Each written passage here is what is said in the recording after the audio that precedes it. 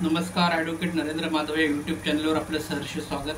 आज आपण समुपदेशन या अनुषंगाने बोलणार आहोत की कायदेशीर समुपदेशन का आवश्यक आहे आणि कायदेशीर समुपदेशन केल्यामुळे कोर्ट मॅटरमध्ये पक्षकाराला कोणत्या पद्धतीने समाधान प्राप्त होऊ शकतं हे आपण आज जाणून घेणार आहोत. मुळामध्ये समुपदेशन ही संकल्पना फार काही वेगळी नाही, ज्याला आपण इंग्लिशमध्ये काउन्सिलिंग असं म्हणतो. ज्या वेळेला पक्षकार आमच्याकडे येतो त्यावेळेला तो पूर्णपणे गोंधळलेल्या अवस्थेमध्ये असतो आणि त्याच्या मनामध्ये नाना प्रकारचे प्रश्न निर्माण होतात की कोर्टामध्ये मी गेल्यानंतर काय होईल, कुठे कुठे मला जावे लागेल, साधारणतः पूर्ण दावा चालवण्यासाठी कितीसा वेळ लागेल.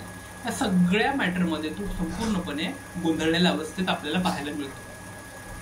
आता समुपदेशन म्हणजे नेमकं काय?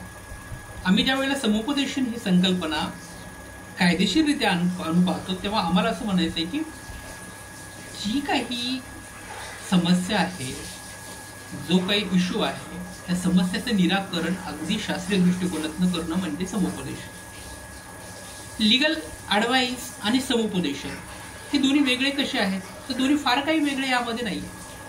फक्त फरक एवढा आहे की समुपदेशनामध्ये तुमच्या समस्येचा खोलात जाऊन अभ्यास केलेला जातो आणि तो अभ्यास संपूर्णपणे शास्त्रीय दृष्टिकोनातून करून त्यावरती असणारं निराकरण करणं हे आवश्यक असतं. म्हणून कायदेशीर समुपदेशन ही आजच्या काळाची गरज आहे.